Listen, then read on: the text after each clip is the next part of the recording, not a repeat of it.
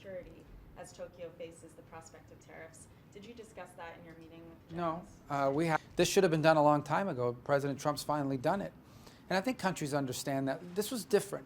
If this was us targeting 10 countries or 5 countries, then I would understand why countries would be upset. But the truth of the matter is we're resetting tariff levels with virtually every country in the world. And so I understand if you had a deal where you were running these huge trade deficits with the United States and exporting a lot to the U.S. and built your economy around exports, but had very little import or very little economic activity coming in from the United States, I understand why you don't want that to change. But I think most mature leaders, and everybody here is a mature leader, understands that that's not a sustainable dynamic. We certainly appreciate the role that trade plays in our bilateral relationships with individual countries, but the bulk of our talks here have been about all the other things that we cooperate on, whether it's civil nuclear cooperation, whether it's respecting international law when it comes to air rights and maritime rights and freedom of navigation and things of this nature, and other opportunities to work together. So that's been the bulk of our conversations, and it's been very positively received.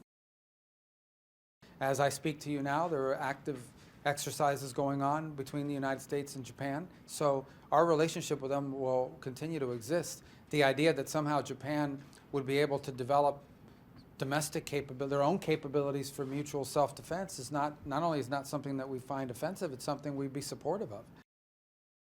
But I would say that it was very positive very positive interaction, and constructive is the most important part. At the end of the day, look, no matter what, the United States and China have to have relations, we have to have communication, we have to be able to interact with one another, and it's just impossible for the foreign ministers of our respective countries to not engage in conversation. So I'm glad we had that meeting today. There's a lot of work to be done. No one's saying it's easy, but we do have some opportunities on some things we might be able to work on to begin to build some momentum in our relationship. I thought it was a very good meeting. I really felt encouraged by it. So I'm sure we'll work on a date and find a mutually acceptable date for both sides. And I'm pretty confident. We want it to be a good meeting, and we're going to work hard between now and whatever date that is to make sure that when that visit does happen, it's as productive as possible.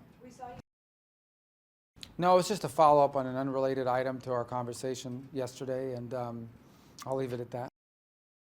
So I think anyone who's looking for like drama or division there shouldn't be doing it, because the truth of the matter is our relationship with Japan is very solid, and obviously we're both open democratic governments, so when there are some differences of opinion, it's going to be public, not private, but I don't see that as a negative. We have a very strong and very good relationship with Japan, and that's not going to change.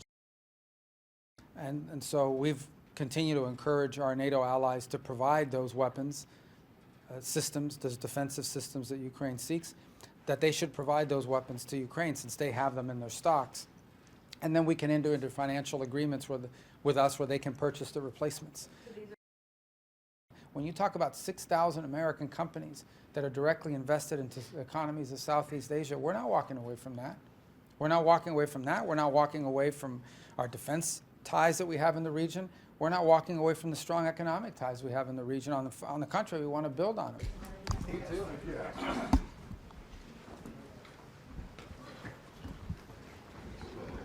Jelajahi cara baru mendapatkan informasi. Download MetroTV Extend sekarang.